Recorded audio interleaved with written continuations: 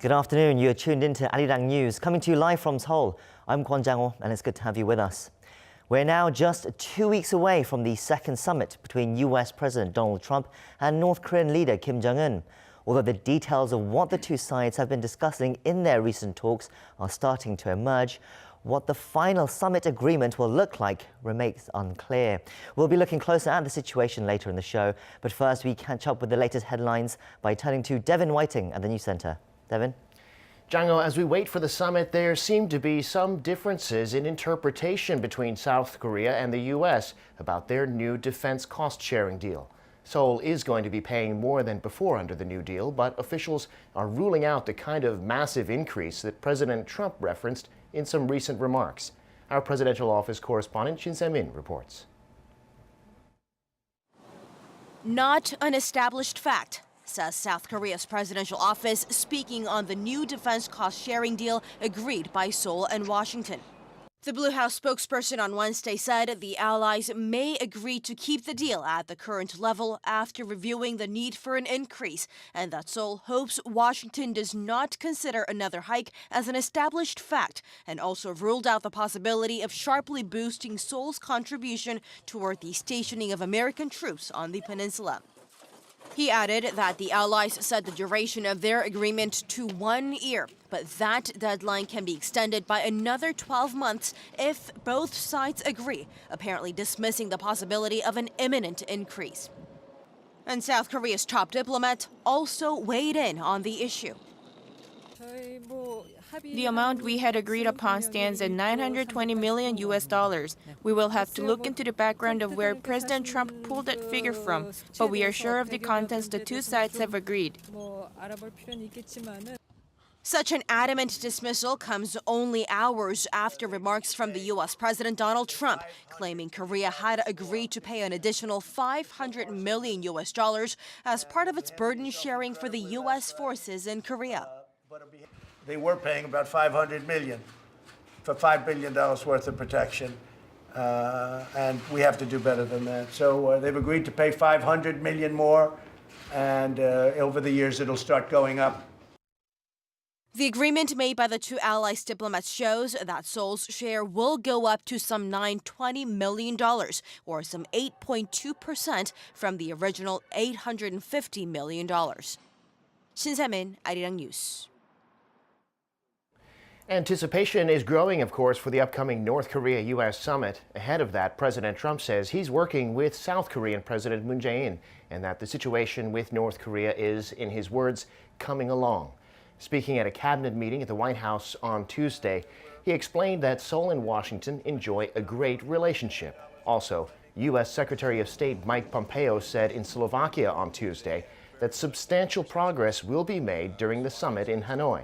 He also expressed his hope that progress will be made on all of the pillars the two sides agreed upon in Singapore last June: security and peace on the peninsula, the North's denuclearization, as well as creating the conditions for a bright future for the people of the North. Efforts by South and North Korea to bring back the remains of Koreans who suffered forced labor in Japan during World War II are bearing fruit. According to South Korean members of the Korean Council for Reconciliation and Cooperation, 74 sets of remains of those who were forced to work for Japanese companies will be returned to South Korea's southern island of Jeju on the last day of this month. The remains will be sent from a temple in Osaka on the 26th, and a handover ceremony will be held the next day. And after a memorial ceremony on March 1st, the remains will be kept in a temple on the island. Of the 74 sets of remains, 4 have been determined to be those of North Koreans. The South Korean members will work with the North to send those remains back home. The Korean government's taken one measure after another to create jobs under the Moon administration, but the latest employment numbers suggest the situation for job seekers remains grim. Ko Jun-hee reports. More doom and gloom for job seekers in South Korea, as the latest government figures paint a bleak picture for their prospects. According to Statistics Korea on Wednesday, the overall unemployment rate for last month was 4.5%. It's the highest figure for the month of January since 2010, when South Korea was struggling in the aftermath of the global financial crisis. Statistics Korea attribute the high figure to the increase in the number of unemployed or people without paid jobs who are actively seeking work.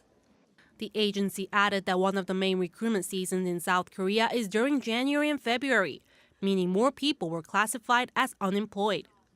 Overall, around 26.2 million people were employed in South Korea in January. Only 19,000 new jobs were added on-year last month, the smallest on-year increase since August 2018.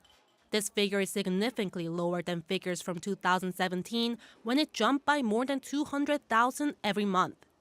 Statistics Korea said the number of jobs decreased in the manufacturing, business, facilities management, and wholesale and retail sectors, but went up in fields like health and social activities. Analysts say measures to boost the manufacturing industry are necessary because the sector is the main driver of South Korea's economic growth. 고르니, Arirang News.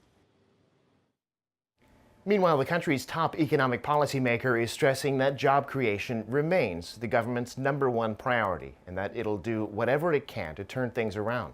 Kim Ji-yeon reports. Responding to the dismal employment figures for January, South Korea's Minister of Economy and Finance said he feels heavy responsibility and will make job creation a top priority in state affairs.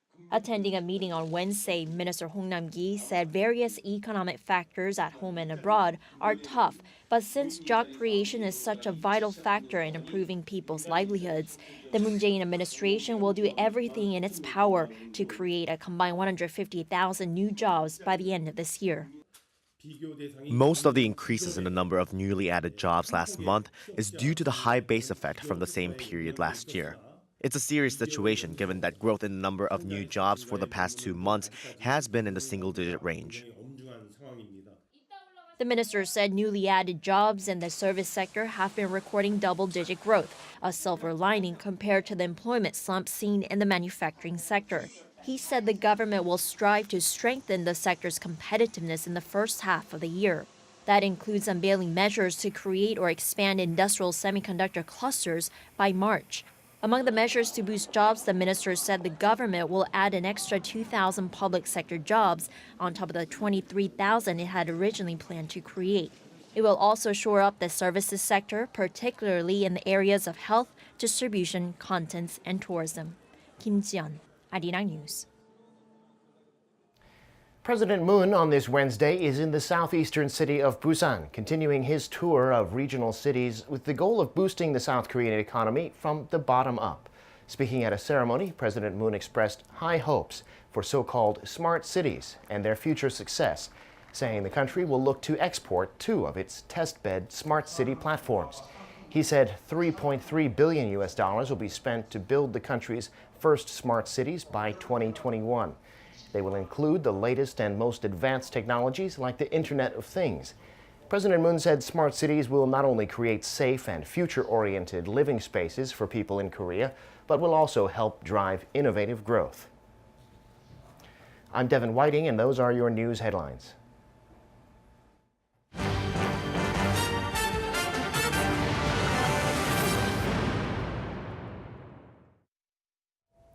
More details are emerging on the working-level talks that took place between North Korea and the U.S. officials last week. President Trump's point man on North Korea, Biegun, revealed that over a dozen issues were laid out on the table, but he also said that there's still more work to be done. EG1 reports. North Korea and the U.S. were able to set their agenda for the upcoming summit between their leaders, and the next stop of their negotiations is set to start in the next working-level meeting.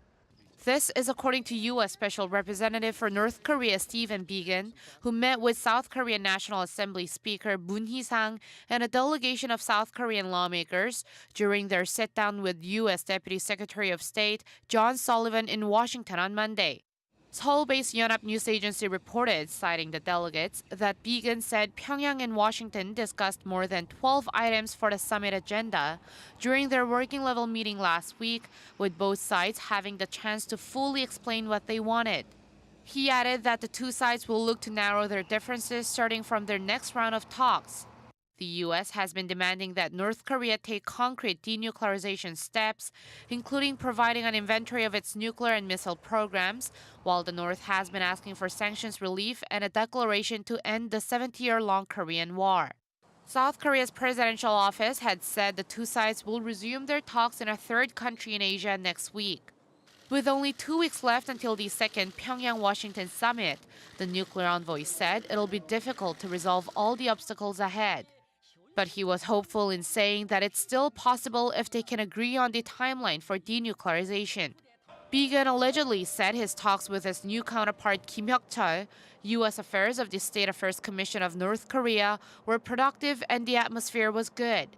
He then added that it's a long road to normalize ties with North Korea, signing a peace treaty and establishing the foundation for economic prosperity on the Korean peninsula, but that the U.S. has chosen to work towards that, and that he hopes North Korea makes the right choice. Biegun also reportedly stressed how the Seoul-Washington working group has helped the situation and is maintaining the balance between fast-progressing inter-Korean exchanges and the denuclearization talks. Meanwhile, Moon Hee-sang and the South Korean lawmakers will meet with U.S. senators before leaving Washington on Friday. 이지원, Arirang News. To talk more on these latest developments, we have with us today Kim Seungwoo, who is the chairman of the East Asia Cultural Project. Welcome to the show today. Thank you for having me. So there hasn't been much progress on North Korea-U.S. negotiations since Biegun came back from Pyongyang last week, but he has been revealing more details about what he discussed with South Korean lawmakers who have been on a trip to Washington this week.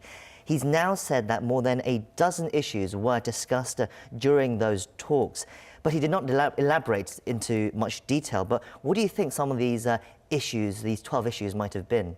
I think the first working level meeting was to put everything on the table by both sides, to express what they want to see in the next summit. It doesn't mean that necessarily they will have all 12 issues or more than 12 issues on the agenda of the summit. I think what will be focused, of course, on the part of Biegun is, in the U.S. is that denuclearization of the Korean Peninsula. Although it's on the third of the 4 agreements during the Singapore summit, Biegun has made it clear that it would be on the top priority list of their next summit. So something specific in regards to the denuclearization of the Korean Peninsula must come about in order to avoid the criticism that was shown to the Singapore summit agreement being too vague and broad. But you say he laid out, that's also what Stephen Biegun said. They spent time laying out each side's positions. But they were there for 3 days. That seems quite a long time to be just laying out positions. Do you think there might have been any kind of negotiation there as well? Well, and also Biegun has expressed his frustration at the North Korean style of negotiation, because North Koreans typically, what they did was, if they disliked what was being discussed, they would procrastinate, they would delay, they would stop the negotiations. And this was one of the frustrations that Biegun said that he encountered during his stay in Pyongyang. That means that he did not have a continuous working level discussion. There were times, in some points, a long delay on the part of the North Koreans of even talking to Biegun.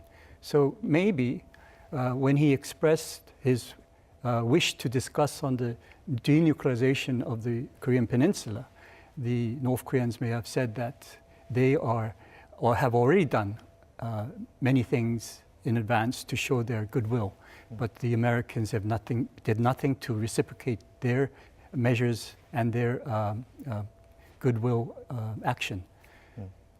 So. Biegun, when he was talking with the South Korean lawmakers as well, he was also reported to have said that sanctions alone will not bring about North Korea's denuclearization, and that agreements will have to be made step by step. What do you read into these comments? Well, again, this is something that the North Koreans have continuously been saying from the beginning, step by step. If you move one step, I'll move a step. Whereas the Americans or the U.S. has always maintained that complete denuclearization then we will talk about reciprocal measures. Now that has been the position, and therefore the North Koreans did not come to the table to have a dialogue since the Singapore summit for almost 7 months.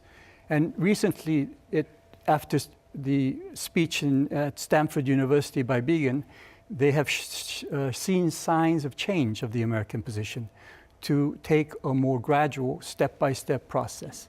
So therefore, the North Koreans came to the dialogue table and they have begun to negotiate according to. So in a way, the American position has now shifted towards more close to the North Korean strategy of having a step-by-step approach. This is what I think Biegun means by one bite. One bite at a time. At a time, yes. Biegun also said that he hopes to make substantial progress on the previous agreements reached during the first North Korea-U.S. summit in Singapore last June. Let's take a quick look on the screen at the declaration that was made specifically on the 4 points, the 4 key steps that they agreed to take, which Stephen Biegun described as the 4 pillars. So, number 1, they agreed to establish new relations to achieve peace and prosperity for both peoples. Number 2, they pledged efforts to build a lasting and stable peace on the Korean Peninsula. 3, they reaffirmed the Panmunjom Declaration made by the two Koreas in April last year and where North Korea pledged to work towards complete denuclearization. And 4, they committed to recovering remains of those killed in the Korean War. Now, we know that they did return some of the remains that they found on the border to the U.S., but how much of the other parts of this agreement, of the Sentosa Declaration, as it's so called, have the two sides carried out so far, and what do they need to work on next?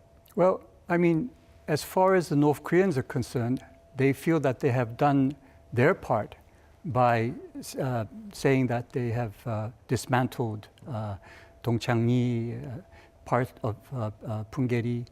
So they want to see the U.S. make a reciprocal move towards what they've already done. But the American position is that those measures taken by the North Korean is nothing to do with denuclearization. And therefore, in the mind of the U.S. and mostly the outside world, actually nothing has been done in terms of denuclearization. And in terms of everlasting peace on the Korean Peninsula, I think inter-Korean relations, the South Korean has made much progress in trying to approach the North Koreans, but due to the sanctions, there's a limit to what cooperation they can do.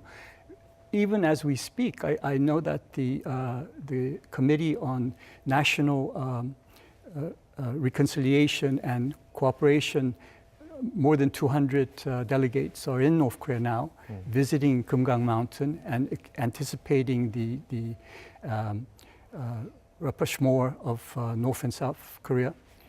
But this has to be done under the context of the sanctions and also how the U.S. and North Korean summit results come about. So therefore, the South Koreans may be moving too fast, too quickly, and maybe their wishful thinking is too optimistic at this point, because still there is a long way to go, as Steve Biegun has said, in terms of reaching an agreement for the second summit.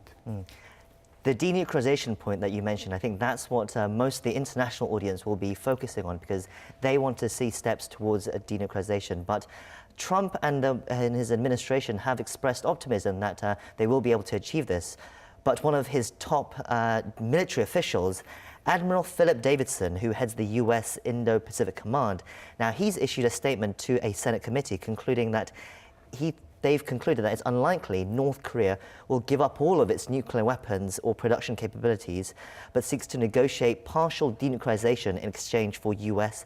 and international concessions. So his comments seem to go against what his commander-in-chief is saying. But do you think he has a point? Of course, yes. It's not just him. There's many skepticism within the U.S. and even in Europe. Even in South Korea. And I think that is a very due skepticism, because if you look at the past 25 years of negotiations between the U.S. and North Korea and South Korea, it's always come to a failure. There's nothing been achieved during then. I mean, North Korea continued to develop its nuclear program and has now come to the part where they announced that they have completed their nuclear program, and that they also have ICBMs that could reach the U.S. And also they have the SLBMs that can also play a role. And after they completed their nuclear program, they now come to the table for negotiation. And this, in a sense, can mean that they want to be acknowledged as a de facto nuclear state, meaning that they would keep some of the nuclear programs intact, but will try to negotiate away part of it by and getting the sanctions lifted and having more international community relationship established normally. So towards movement towards the normal state, but they will not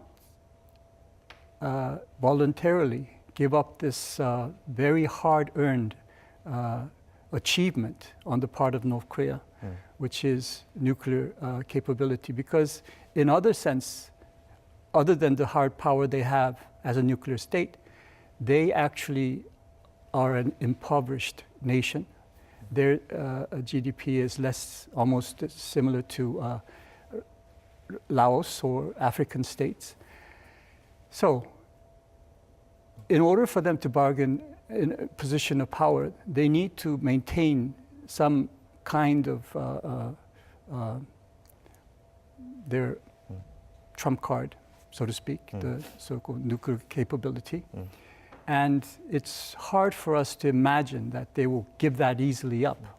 I don't know what kind of concessions will enable them to give their nuclear program up. It's something that needs to be seen, but it looks like it's going to be a very long and hard process. One of the concessions, one of the bargaining chips that potentially the U.S. will be giving out at this summit, that there's been a lot of reports about, is the movement towards a declaration to officially end the Korean War. Do you think we'll be able to see some movement on that during this summit? I think so, yes. I think if we look at what Trump has been saying all along, and once again, Steve Biegun at Stanford said that he said that President Trump has announced that the war is over, that they will not attack North Korea. They do not want to see a regime change. So they have more or less said that the Korean War is over. And therefore, I do not see why not the U.S. President Trump and the current administration will not give this away as a symbolic gesture, but it has serious implications and consequences at the same time. And as I started now, there are only 2 weeks left until this second North Korea-U.S. Summit. And another round of working level talks are expected to take place in the next few days. But do you think that's enough time to get everything in place for this summit in just 2 weeks? You could always wish for a miracle, but in reality, I think it's not enough time. I think it's a North Korean strategy to give as little time as possible and put a lot on the table, and very tough negotiators. And in a way, I think, why be cornered in this time frame if we do not think there will be a substantial agreement reached for the next summit? They can always be postponed. I don't know why that cannot be an option. Should we temper our expectations for this summit and maybe expect more meetings and more summits in the future? I think the more the better. There should be more meetings and more, because at the end of the day, the fundamental problem between the two sides is mistrust. Well, I think that's where we'll wrap things up here. Thank you for coming on the show today. It's been great to get your insights. Thank you. And that's where we'll close out our show. I'll be back same time tomorrow, but in the meantime, do stay tuned to Arirang for our later newscasts for the latest updates. Thank you for watching, and goodbye for now.